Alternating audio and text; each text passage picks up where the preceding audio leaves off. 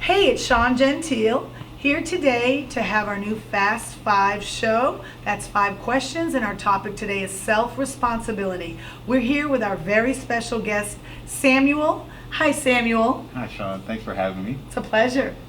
Now, our first question, Samuel. Sean, I feel like women get treated a little better than men do in the courtroom. Why is that? Well, first of all, when you have a concern, we would like to ask, what do you base your concern in? Sean, I feel like sometimes the judge is a little more biased towards men than women. Are there any specific examples that you have? Just give me one example. Well, the judge would look at the men a little more with anger versus the woman. Okay, so what I'm hearing is that the body language by the judge might be intimidating. When we have an example like that, you might want to ask yourself, how can you fully be responsible to focus solely on what is in front of you and not people's perhaps tone of voice or scowls or things like that? So in order to go into the courtroom, you have to be thoroughly prepared as to what you're going to focus on to let that not bother you. Do you have another question? Yes, Sean. I don't feel like I'm that confident in the courtroom. Okay, so one aspect of being confident is to be thoroughly prepared. And then you can say, well, I already know what's going to happen in some area. So basically, from that point on, you can discuss your case material with confidence. And so with that, in conjunction with that, I don't think that I'm heard. I believe sometimes when I try to speak, they bypass it or they pass over it. Why is that? Okay, well, is it really someone else's responsibility to let you be heard, or is it your responsibility to be heard? You're right.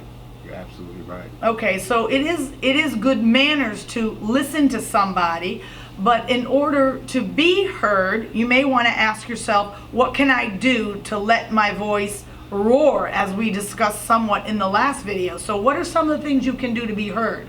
Maybe ask somebody who I'm very comfortable with, hey, listen, did you hear me? Mm-hmm. Did I speak loud enough? Mm-hmm. Are you understanding what's coming out of my mouth? Right, to get clarity. And also, what do you think is another one? Because I know you're smart. What could you tell me to get heard, what you'd have to do? Be educated. Okay, so a sign of education. Also, it could be something as simple as, let's increase our voice tone. That's one aspect. You can make a little noise too. That's another aspect. Okay? Yes. Some things to think about. Absolutely.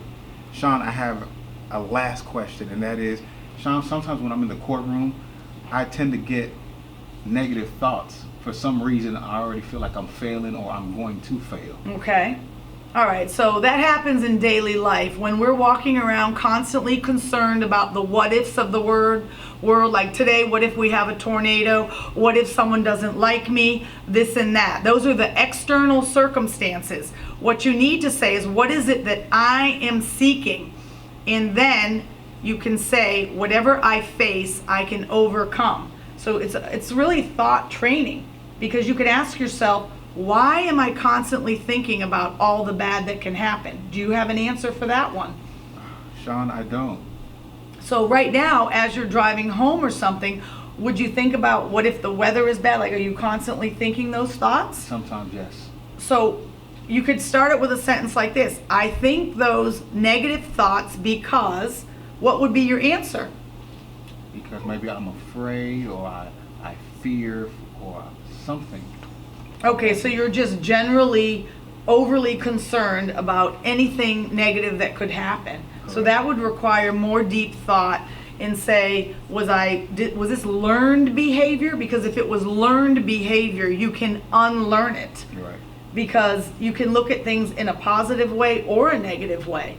So there's all different ways to look at it. What I find as a conclusion, to be successful in the court and child support arena, is to be totally responsible for everything that I'm doing so that I achieve the success that I'm looking for, and you can too. So it requires a lot of preparedness too. Okay? Thank you so much for tuning in. Until next time, my best to you. Learning about self-responsibility prepares me for all aspects, including being a great dad.